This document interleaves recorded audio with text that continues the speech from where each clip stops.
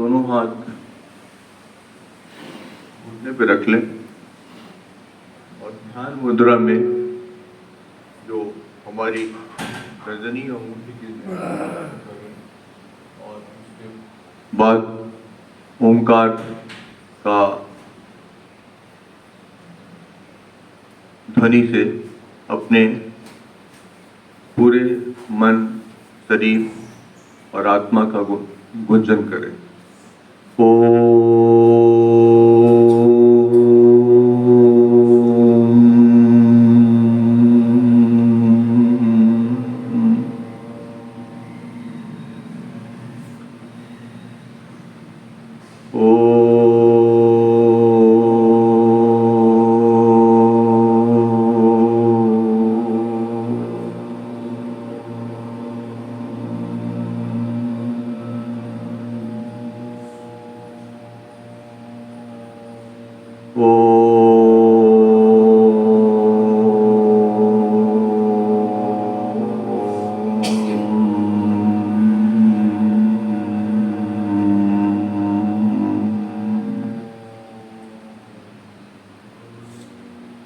परम पूज्य गुरुदेव, परम वंदनीय माता जी, समस्त देव शक्ति,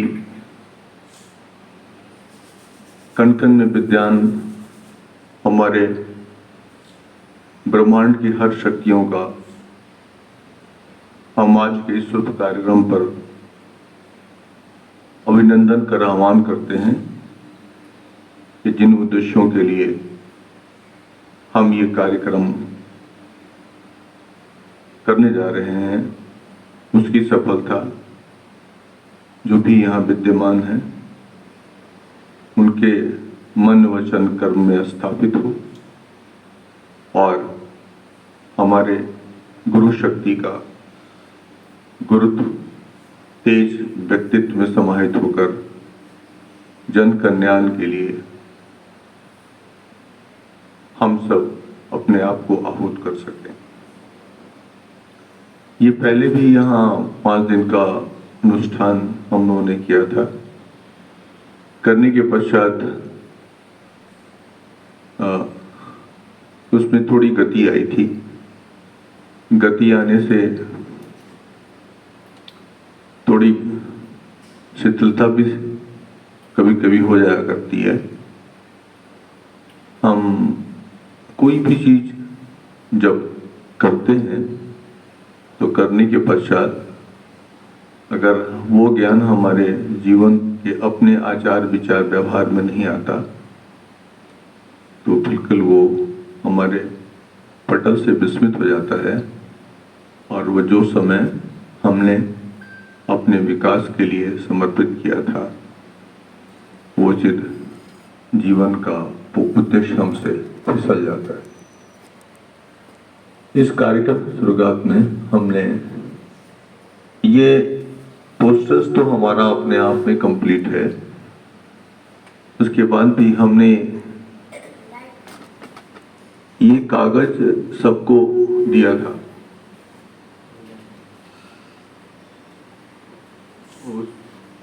सबको एक एक दे के आओ। इसको देने के पश्चात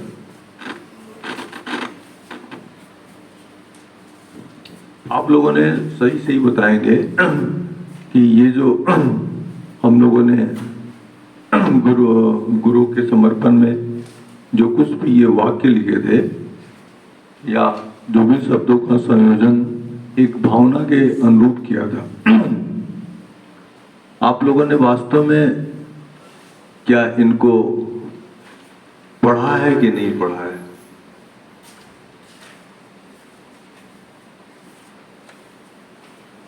इसका तात्पर्य क्या है? हम योग ज्ञान सेवा हमारी रचनात्मक युवा मंडल जिस उद्देश्यों के लिए कर रहा है उन उद्देश्यों के लिए अगर हम इस चीज को नहीं समझेंगे ये इसका उद्देश्य क्या है और इसका संचालन अपने लिए, परिवार के लिए और समाज के लिए कैसे हम अपने आप को जोड़ सकते हैं। अगर ये कार्य हम नहीं करेंगे, समझ नहीं पाएंगे, तो ये कथागग है इस कार्यक्रम की। जैसे आपने देखा होगा कि ऊपर लिखा हुआ है योग ज्ञान सेवा। सुनने में ये शब्द बहुत छोटे से लगते हैं, लगता है कि रोजमर्रा के शब्द हैं, लेकिन इन शब्दों के अंदर बहुत बड़ी शक्ति और बहुत बड़ा भाग्य है। योग का मतलब होता है कि अपनी हम सारी शक्तियों का समायोजन, जो भी हमारे आसपास बिखरी पड़ी हुई हैं, उनको जोड़ते हुए हम अपने विकास का, अपने अनुशासन का एक संकल्प ले रहे हैं। जब ये संकल्प हम लेते हैं तो उसका आचार विचार व्यवहार हमारे जीवन शैली में अपने आप प्रतिबिंबित होने लगता है और एक ज्ञान के रूप में दीप्यमान होकर हमारे अपने जीवन में हमें रास्ता दिखाने की कोशिश करता है।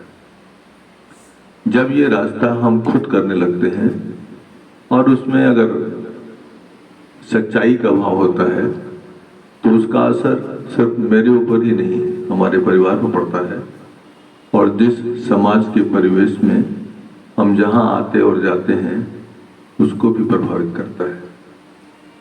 अगर हमने अपने आप को उस स्थिति में, ज्ञानमय की स्थिति में नहीं दिया, तो यही प्रक्रिया हमें फिर हमारा जीवन का समय वो नष्ट कर देती है और हम फिर जहां थे कि वहीं के वहीं चले आते। एक साधारण व्यक्ति में और एक अनुशासित व्यक्ति में ही फर्क है। इस साधारण व्यक्ति समय जो लगाता है उसका उपार्जन वो अपने जीवन में उस ज्ञान की शक्ति को नहीं कर पाता, वो आता और चला जाता है।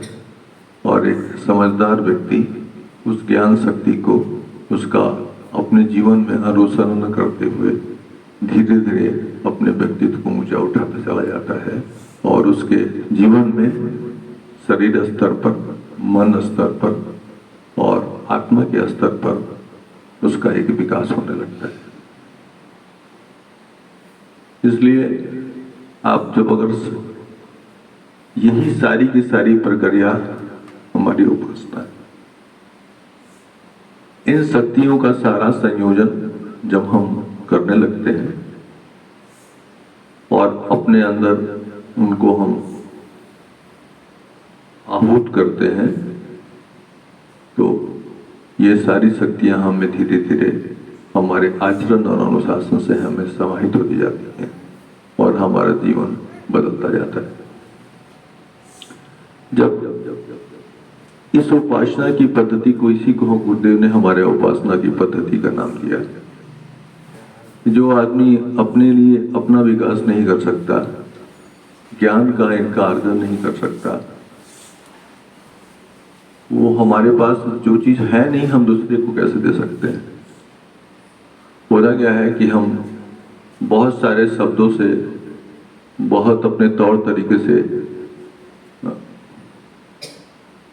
हम खुद को प्रभावित नहीं कर पाए, तो आप कैसे उम्मीद करते हैं कि आपका परिवार या आपका समाज आपसे प्रभावित हो पाएगा। हम ये भूल जाते हैं कि हम दुनिया को दो आंखों से देखते हैं और दुनिया जितनी बड़ी है उसके डबल आंख से हमको देखती है। तो ज्ञान का अर्जन कि जब साधना हमारे अंदर स्फुटित होने लगती है तो आपके शरीर में एक खास ऊर्जा का विकास होता है और फिर आप जहां बैठते हैं, जहां उठते हैं, खाते पीते हैं, उसका अनुशासन आपको एक ऐसी शक्ति को प्रदान करता है कि जो भी कार्य आप करते हैं उस कार्य में आपका हैंड, हिट एंड हार्ट, आपका मन, आपका हृदय दोनों साथ साथ काम करने लगता है। आप कोई भी कार्य कर रहे हैं अगर उसमें आप मजबूरी का एहसास कर रहे हैं, हृदय आपका साथ नहीं है, तो आपके मस्तिष्क में जितनी आपकी शक्तियां हैं जो विद्यमान हैं वो उसका साथ नहीं दे पाएंगी। और ऐसा न होने पर ब्रह्मांड से या प्रभु के द्वारा जितनी शक्तियां आपके अंदर प्रदान की गई हैं उनका आप सदुपयोग आप अपने जीवन में नहीं कर पा रहे हैं, नहीं कर सकते हैं। इसलिए इस संकल्प के अनुशासन को समझने की कोशिश कीजिए कि आखिर हमारा शरीर संचालित कैसे होता है, हमारा मन संचालित कैसे होता है, और जब इसको हम अपने जीवन में साधना में साथ दे देते हैं तो आपका जीवन जो है, आपका स्वस्थ तन आपको प्राप्त होता है, स्वस्थ मन प्राप्त होता है, और बाहर का जितना जो अंतरात्मा का संबंध है, जो गायत्री परिवार का जो मुख्य आधार है आत्मीयता, आप हर वो सामने आने वाले से एक आत्मीयता का अनुभव करने लगते हैं। आपने देखा होगा कि आप किसी को नहीं जानते भी हैं, अगर वो आपके पहली बार मिलता है जिसको आप नहीं भी जानते हैं, तो किसी व्यक्ति के मिलने से आपको उसकी ऊर्जा प्रभावित करती है। किसी को मिलते ही आपको उसके अंदर आपको प्रेम लगता है, आपको उससे लगता है कि एक खास तरह की शक्ति और सामंजस्य स्थापित होने लगता है। और कोई आता है जिसको हम नहीं भी जानते हैं, उसके आते ही आपको ऐसा लगता है कि कितनी जल्दी यहां से चला जाए। ये इन्हीं सब कारणों के कारण होता है। उसने अपने अंदर जितनी सारी शक्तियां थी उनको अनुशासन के साथ अपने जीवन में संकल्पित किया है, और संकल्पित करने के बाद जब उसकी साधना परिपूर्ण हो गई है तो उसने अपने शरीर को, अपने मन को, अपनी अंतरात्मा को, उसको उस अनुरूप उनका संयोजन जो है उसकी ऊर्जा को महसूस करना शुरू कर दिया है। परिस्थितियां एक ही होती हैं, ऐसा नहीं है कि आप देखिएगा कि एक छोटे से आदमी के जीवन में, या जिनको आप बड़ा रूप में बड़ा कहते हैं, ऐसा नहीं है कि परिस्थितियां कुछ अलग अलग होती हैं। जो समस्याओं से एक साधारण आदमी जुड़ता है, जिनको आप साधारण सर्वसाधारण कहते हैं, और उन समस्याओं से जिसको कि आप बहुत बड़ा बड़ा रूप समझते हैं या बड़े बड़े शब्दों से नवाजते हैं, उनके साथ भी वही समस्याएं होती हैं। लेकिन उन्होंने उस ज्ञान की शक्ति को, उस योग की शक्ति को अपने जीवन में ऐसे अपनाया है, उनका संयोजन इस तरह से किया है ताकि उनके पास जो समस्याएं आती हैं उनको सॉल्व करने की उनके पास शक्ति है, सामर्थ्य पैदा हो जाती है। और सर्वसाधारण में ये संयोजन नहीं रहता, तो इस संयोजन के अभाव में उस शक्ति का विकास उनमें नहीं हो पाता है। यही फर्क है। बाकी जीवन में ऐसा नहीं है कि किसी के पास हमारा बहुत मतलब अलग लोग समझते हैं और कि हमारे पास बहुत परेशानियां हैं या बहुत दिक्कत है। जब तक जीवन जो है परेशानियां, किसी को तब तक जीवन है जब तक आपको वो परेशानियां आती ही रहेंगी, क्योंकि जो कल की परेशानियां थी उन्हीं परेशानियों ने आपको आगे बढ़ने का बहुत सुअवसर प्रदान किया, जिसके कारण उन परेशानियों को दूर करते हुए आज आप यहाँ पहुंचे हुए हैं। अगर आप बिल्कुल कोई परेशानियां खाते पी रहिए, सोते रहिए, आप पूरा जीवन सुबह से हम खा के पी के सो के भी निकाल सकते हैं, उसमें कोई दिक्कत की बात नहीं है। लेकिन ये जीवन किसी खास मकसद के लिए मिला हुआ है। इस मकसद को अगर आप नहीं पहचान पाते हैं, अपनी अंतरात्मा से आप वार्तालाप नहीं करते हैं सुबह उठ के कि मेरे जीवन का मकसद क्या है, क्या मेरे जीवन का मकसद सिर्फ इतना ही है कि हम सुबह उठे, खाए पिए, सोए, बीवी बाल बच्चा के चक्कर में दुनियादारी में लगे रहें। अगर आपको लगता है कि इतना ही जीवन का मतलब है तो फिर आप उतना ही कीजिए, फिर आपको आगे और कुछ करने की आवश्यकता नहीं है। लेकिन लगता है नहीं है, जीवन का कुछ और मकसद भी है। जिस जीवन को हमको जहां से मिला हुआ है, मैं उसका प्रतिरूप हूं। अब उसके प्रतिरूप से दुनिया पूरी संचालित हो रही है, तो मेरे उनके उस अंश से क्या मेरा घर परिवार, मेरा संसार संचालित नहीं हो सकता? बिल्कुल हो सकता है। तो इस अनुभूति को अपने अंदर समझ लेना ही आपके जीवन की सही शुरुआत होती है। और यही हम करने में हम फिसल जाते हैं। कभी यहाँ दर्द है, कभी वहाँ दर्द है, आज मन ठीक नहीं है, और तरह तरह की फिर समस्याएं आपको फिर रेगुलेट करना शुरू कर देती हैं। आपके जीवन की शक्ति की चाबी उन समस्याओं में चली जाती है, चाहे शारीरिक हो, चाहे मानसिक हो, चाहे तरह तरह की चीजें हो। लेकिन जब आप इसको समझ लेते हैं तो वो समस्याएं आपको फिर ऑपरेट नहीं करती है। उन समस्याओं पर आपकी शक्ति का नियंत्रण होने लगता है, और उन समस्याओं पर जब आप शक्ति का नियंत्रण होने लगता है तो आप धीरे धीरे आप शक्तिमान होते चले जाते हैं, और जिन शक्ति ने आपको यहाँ पे जीवन जो दे के भेजा है उसके उद्देश्य को समझने लगते हैं। हमारा इस योग की शक्ति के साथ जब ये ज्ञान हम में आने लगता है, इस ज्ञान की स्थिति में हम पहुंचने लगते हैं, तो हमारा जीवन अपने आप में प्रकाशमय और दीप्यमान होने लगता है। हमें आधी व्याधि कम से कम परेशान करती हैं, हमें मानसिक का दुर्भिक्ष चिंतन परेशान नहीं करता, और फिर वही ऊर्जा जो आप अपने सोच में, बाकी चीज़ों में जो व्यय कर देते थे, वो आपके पास संचित हो जाती है, और संचित होने के बाद वो सेवा के क्रम में अपने लिए, परिवार के लिए और समाज के लिए प्रदर्शित होने लगती है। तो पहले इस नियम को समझने की जरूरत है। जब आदमी इस नियम को नहीं समझ पाता तो वो बहुत छोटी छोटी चीजों में अपने जीवन की इस महाशक्ति को खत्म कर देता है, और जब वक्त गुजर जाता है तो उसके पास पछताने के बाद कुछ नहीं रह जाता है। इस समय के साथ समय, सही समय पर, और इसका जागरण तभी हो सकता है किसी भी व्यक्तित्व में जब पूरी की सृष्टि की शक्ति जो ब्रह्म मुहूर्त में पूरी जागृत रहती है, तो उस जागृति के समय में अपने आप को उठ जाना। आजकल जो अधिकतम से अधिकतम समस्याएं यही हैं कि जब दिन की शुरुआत जब ब्रह्म मुहूर्त से होती है, हम वो भूल ही गए हैं कि ब्रह्म मुहूर्त का क्या महत्व होता है। रात्रि के बाद जब सूर्य के निकलने से 1.5 घंटे पहले,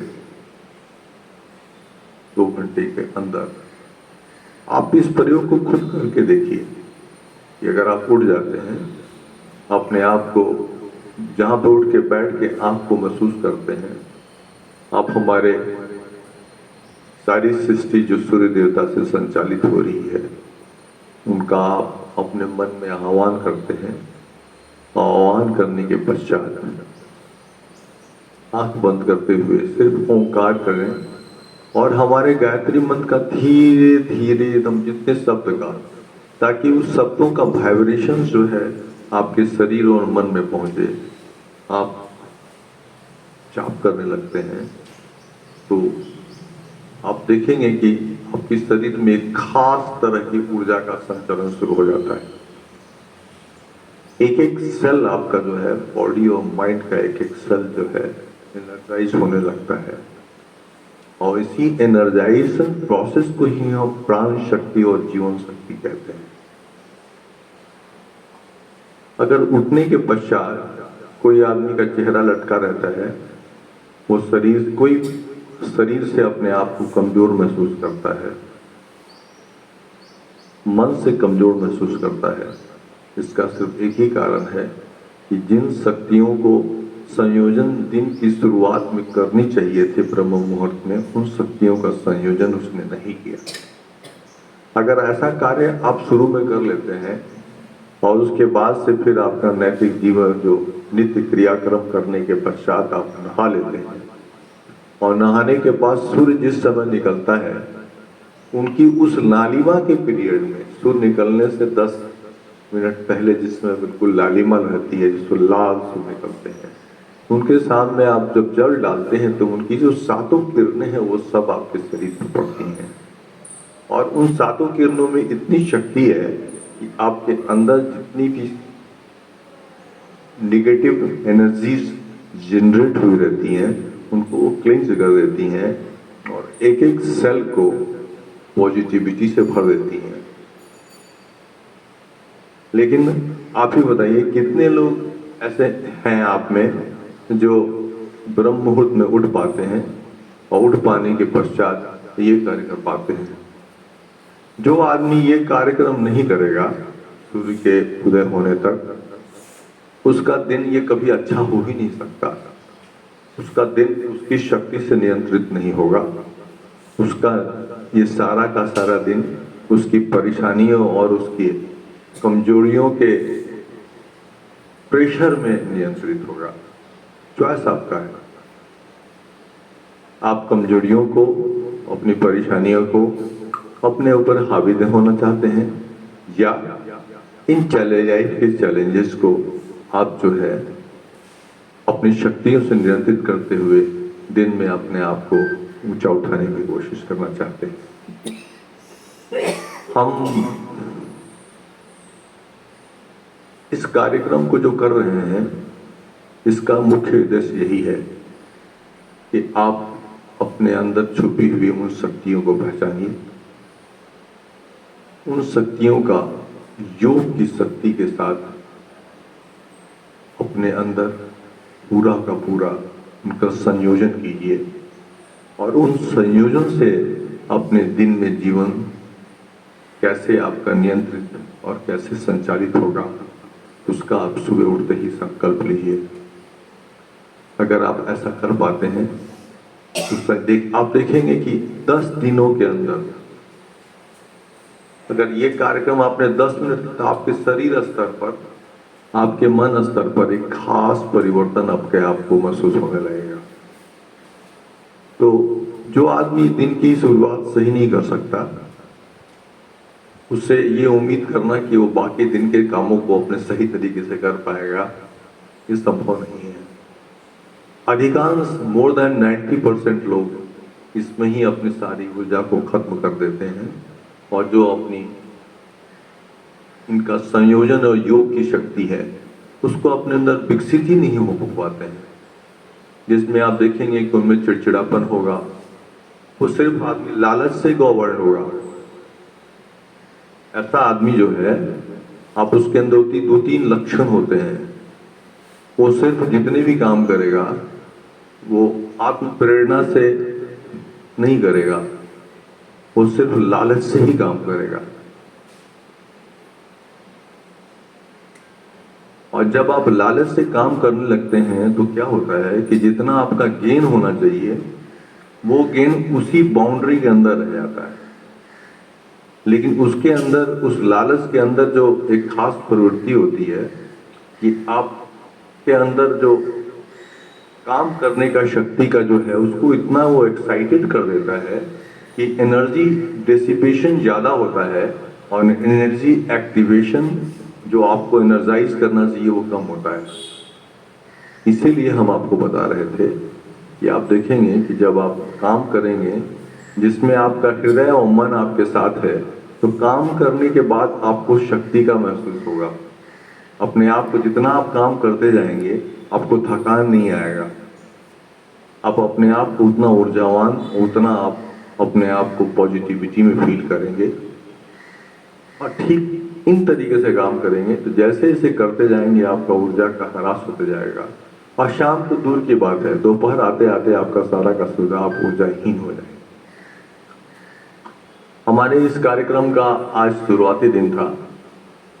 हम ये बताने का सिर्फ मेरा एक ही उद्देश्य है कि अगर इन चीज़ों के आधार पर आप नहीं चलेंगे तो आगे का जो भी आपका योग की जो शक्तियां हैं जिनको आप, हो सकता है कि आपके लिए वो सर्कस का व्यायाम हो जाए लेकिन उसका जो बेनिफिट है वो आपके जीवन में कभी नहीं आ पाएगा।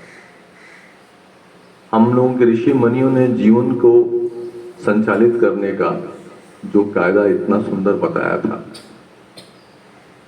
उसको हम लोग नहीं कर पाए और नहीं कर पाते हैं तो शरीर से पीड़ित होते हैं, मानसिक रूप से पीड़ित होते हैं, और अपने काम को हम सही रूप से संचालित नहीं कर पाते हैं। आदमी की दक्षता इस बात में है कि जिस पर्पस से जो जुड़ा हुआ है, चाहे वो बाहर की छोटे मोटे मिट्टी खोदने से लगा हो, सफाई से जुड़ा हो, हर कार्य की एक दक्षता है। और दक्षता को अगर हम अपने जीवन में नहीं ले आएंगे तो हम जिस काम को कर रहे हैं उसका जो हमको करने का जो आनंद महसूस होना चाहिए वो नहीं महसूस हो पाएगा। आप उसको, आपके लिए जीवन भार बनता जाएगा और आप धीरे धीरे करते करते ऊर्जाहीन हो जाएंगे। तो आप क्या करना चाहते हैं, ये चॉइस आपका। इसलिए आप आने से पहले, कल आने के पहले, क्योंकि अगर हम कुछ भी बताने की अगर कोशिश हम करेंगे, अगर आप सुबह नहा के नहीं आए हैं और जिन विधि में ब्रह्म मुहूर्त के ये चीज करके लेके नहीं आए हैं, तो आप कुछ भी बताएंगे उसका आपके ऊपर कोई बेनिफिट नहीं पड़ेगा, आप उसको रिसीव नहीं कर पाएंगे। इसलिए कल आप लोग आने के पहले आप सुबह उठ जाएं, जैसा हमने बताया ब्रह्म मुहूर्त में करके, और बिल्कुल आप नित्य क्रियाक्रम से निवृत्त होकर नहा धो के बिल्कुल यहाँ सूर्य का आह्वान करते हुए आए और फिर यहाँ बैठ कर देखें, तो फिर हम आगे जो बताने की कोशिश करेंगे उससे आपको उसका बेनिफिट मिलेगा। अदरवाइज हमको ऐसा लगता है कि आज मैक्सिमम लोगों को देख के लग रहा है कि आप लोग ऐसे ही चले आए हैं, जिसके कारण हम कुछ भी आज बताएंगे उसका कोई बेनिफिट होने वाला नहीं। हम लोगों ने ये बहुत पहले भी पिछली बार भी 5 दिन का प्रोग्राम किया था और वो चीज जो हम चाह रहे थे उसको हम लोग कि जीवन में उनके आ सके, हमारे वो गायत्री परिवार के गुरुदेव का जो गुरुत्व है उनके व्यक्तित्व में समाहित होकर उनको दीप्यमान बना सके, ताकि वो अपने घर परिवार और समाज के लिए एक मिसाल बन सके। वो धीरे धीरे अभी तक अस्पष्ट नहीं हो पा रहा है। आज कार्यक्रम की पुनरावृत्ति जो हम करने जा रहे हैं उसका सिर्फ यही उद्देश्य है कि हम कार्यक्रम कितना भी कर लें, अगर वो चीजें हमारे जीवन में नहीं आ पाती हैं तो उसका उद्देश्य पूरा नहीं हो पाता। और आपका भी जीवन जो है वो समय आपने जो दिया था वो समय ऐसे ही आया राम और गया राम बन के चला जाता है। इसलिए कल से आप बिल्कुल जो है समय पर आ जाएं। आज थोड़ा पहला दिन था इसलिए आने में थोड़ी देर हो गई, मैं तो तैयार ही बैठा था, लेकिन हम कोशिश करेंगे कि हम यहाँ 5-10 मिनट पहले पहुंच जाएं ताकि हम 6 बजे से कार्यक्रम को शुरू करें और 7 बजे तक हम कोशिश करेंगे कि 1 घंटे में खत्म कर दें। लेकिन इन सब चीजों के आधार पर अगर आप अपने आप को पहले अपनी तैयारी करें और तैयारी करके आए, फिर हम ये प्रिपरेटरी पार्ट है। अगर ये प्रिपरेटरी पार्ट सही नहीं हुआ तो आप वो नहीं कर पाएंगे। इसलिए आज हम सिर्फ छोटा सा हम बैठे बैठे एक कुछ पैकिंग एक्सरसाइज है, सिर्फ जिस बॉडी को जो हमको एक्टिवेट करता है उसको करने की कोशिश करेंगे।